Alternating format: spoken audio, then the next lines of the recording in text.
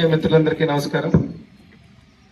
ముందుగా ఉగాది శుభాకాంక్షలు, అదేవిధంగా అడ్వాన్స్ ఉగాది కానుకగా మళ్ళీ ఈరోజు 2వ జాబ్ క్యాలెండర్ ని విడుదల చేసినందుకు మా యువనేత నారా లోకేష్ బాబు గారికి, కూటమి ప్రభుత్వానికి, ముఖ్యమంత్రి వర్యులు నారా చంద్రబాబు నాయుడు గారికి, డిప్యూటీ సీఎం పవన్ కళ్యాణ్ గారికి, ఎన్డీఏ గవర్నమెంట్ నరేంద్ర మోడీ గారి నాయకత్వంలో ఉన్నటువంటి యొక్క ప్రభుత్వం ప్రధానమంత్రిగా వారికి ప్రత్యేకంగా మా ఎమ్మిగనూరు నియోజకవర్గం నుంచి మేమందరం కూడా పేరు పేరున ధన్యవాదాలు తెలియజేస్తున్నాం. హామీని నిలబెట్టుకోవడం అంటే ఆ హామీని కూడా మీరు నోటిఫికేషన్ తేదీ ఈరోజు మే 15, 2026 ఉన్నత విద్యకు సంబంధించినటువంటి 1500 పోస్టులు, 2026 హోంశాఖకు 2778 పోస్టులు, ఇతర శాఖలకు 928 పోస్టులు, మరి దీంట్లో గ్రూప్ 1 91 పోస్టులు.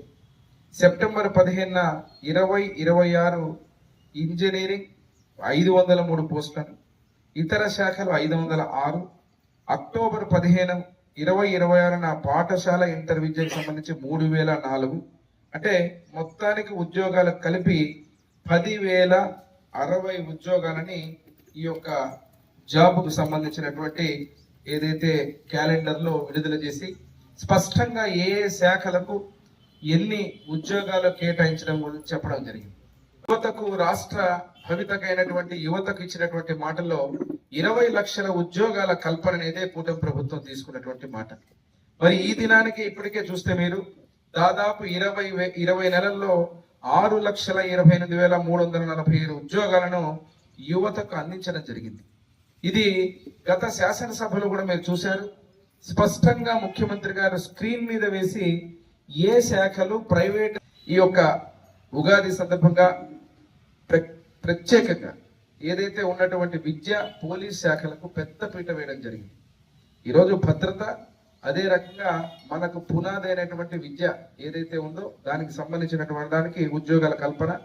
ఈరోజు మీరు మెగా డిఎస్సి అన్నప్పుడు ఎన్ని రకాలుగా గత ప్రభుత్వం ఈ మెగా డిఎస్సిని జరపకుండా చూడాలని కేసులు వేసి రకరకాలుగా ఇబ్బందులు పెట్టినా వాటన్నిటిని కూడా ఒక ప్రణాళికాబద్ధంగా, ఒక వ్యూహాత్మకంగా మా లోకేష్ బాబు గారు వాటిని జయించిన తర్వాత గతంలో ఇచ్చిన డిఎస్సినే కాకుండా పరిపూర్ణంగా చేసి ఆ యొక్క మెగా డిఎస్సిలో కూడా చాలా గర్వంగా చెబుతున్నాం, రాష్ట్రంలోనే అత్యధికంగా ఉన్నటువంటిది మా ఎమ్మిగనూరు నియోజకవర్గం.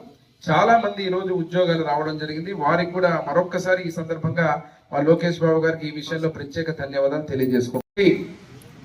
దాదాపుగా ఉన్నత విద్యని బలోపేతం చేసే విధంగా యూనివర్సిటీలో ఖాళీగా ఉన్న 1,500 అధ్యాపక పోస్టులను భర్తీ చేయడం, పరిపాలన విభాగంలో అత్యంత ప్రతిష్టాత్మకమైనటువంటి నేను చెప్పినటువంటి గ్రూప్ 1, గ్రూప్ 2 ఉద్యోగాల కోసం దాదాపు 600 పోస్టులతో పాటు శాంతి భద్రతకు సంబంధించిన పోలీస్ శాఖలో 1000కి పైగా పోలీస్ కానిస్టేబుల్, 400కు పైగా ఎక్సైజ్ కానిస్టేబుల్ భర్తీకి ప్రభుత్వం ఈ రోజు పచ్చ జెండా ఊపడం జరిగింది.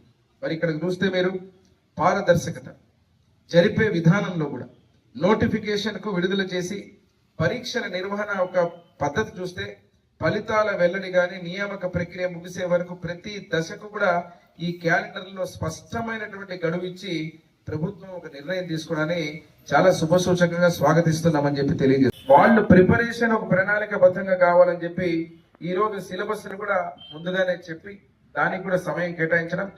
జాబ్ క్యాలెండర్ అంటే కేవలం ప్రకటన మాత్రమే కాకుండా అది నిరుద్యోగులకు ఇచ్చే ఒక భరోసానే. జాబ్ క్యాలెండర్ తేదీలతో పాటు స్పష్టంగా శాఖల వారిగా విడదీసి పెట్టడం, ఇవన్నీ కూడా ఎంత వేగవంతంగా, ఏ రకంగా పారదర్శకంగా ఈ యొక్క కార్యక్రమాలు జరుగుతున్నాయని చెప్పడానికి కూటమి ప్రభుత్వం అధికారంలోకి వచ్చిన తర్వాత గత ప్రభుత్వంలో కేవలం ఒక్క డిఎస్సిని కాదు కదా, కనీసం ఒక ఉద్యోగం కాదు కదా, ఏదో సచివాలయాల్లో ఉద్యోగాలు ఇచ్చి ఆ కాంట్రాక్ట్ బేస్ మీద ఉన్నవన్నీ ఇచ్చి మేము పెద్దగా చేసామని చెప్పే దానికి ఈ రోజు మన ప్రభుత్వం చేస్తున్నటువంటి చర్యలు ఒక ఉదాహరణ తెలియజేస్తున్నా. చూసుకుంటే కొన్ని లక్షల కోట్ల పెట్టుబడులతోటి ప్రభుత్వ ఉద్యోగాలు ఈ పాటికే 30,607 డిఎస్సి కానిస్టేబుల్ నియామకాలు పూర్తి చేయడం, ఎంఎస్ఎంఈల ద్వారా ఉపాధి 2,48,906 మంది ఏదైతే ఉన్నటువంటి ఉద్యోగాలు.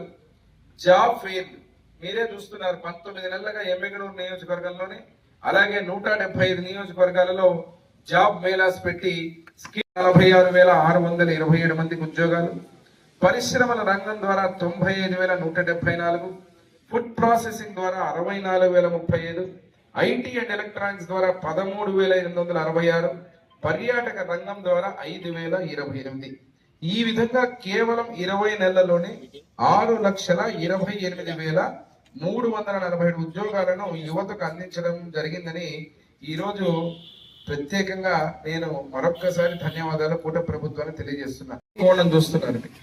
ఎట్టి పరిస్థితుల్లో యువత గురించి మాట్లాడేటువంటి గత ప్రభుత్వంలో ఉన్నటువంటి ఆనాటి ముఖ్యమంత్రి జగన్ ఈరోజు ప్రతిసారి విషయం కక్కుతున్నారు, తప్పుడు ప్రచారాలు చేస్తున్నారు.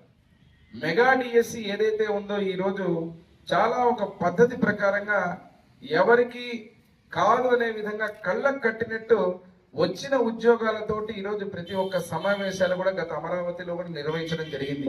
వారి ఆనందానికి ఇక్కడ ఎమ్మెగనూరు నుంచి సెలెక్ట్ అయిన టీచర్లు కూడా అక్కడికి వచ్చినప్పుడు ఏ రకంగా వాళ్ళ కుటుంబ సభ్యులు, అదే రకంగా వచ్చిన ఉద్యోగాలు వచ్చిన వాళ్ళు కూడా ఎంత ఆనందంగా ఉన్నారో ఆ రోజు కళ్ళారా మనందరం కూడా రాష్ట్రం అంతా కూడా చూసింది. మరి అయినా ఇంకా ఉద్యోగాలు లేవంటారు, ఇంకా ఉద్యోగాలు రావడం లేదని మాట్లాడతారు. ఈరోజు స్పష్టంగా మెగా డిఎస్సి మళ్ళీ ఉగాది కానుకగా 10,060 ఉద్యోగాలకు మళ్ళీ నోటిఫికేషన్ పిలిచి చిత్తశుద్ధితో పారదర్శకతతో ఈరోజు జరిపేటువంటి ప్రక్రియను కూడా మళ్ళీ దీన్ని విమర్శించే విధంగా కేసులేసి రకరకాలుగా లోపల చేసే కుట్రలన్నీ కూడా ఏది పని చేయవు, ఇది భగ్నం చేసి ముందుకు పోవడం జరుగుతోంది.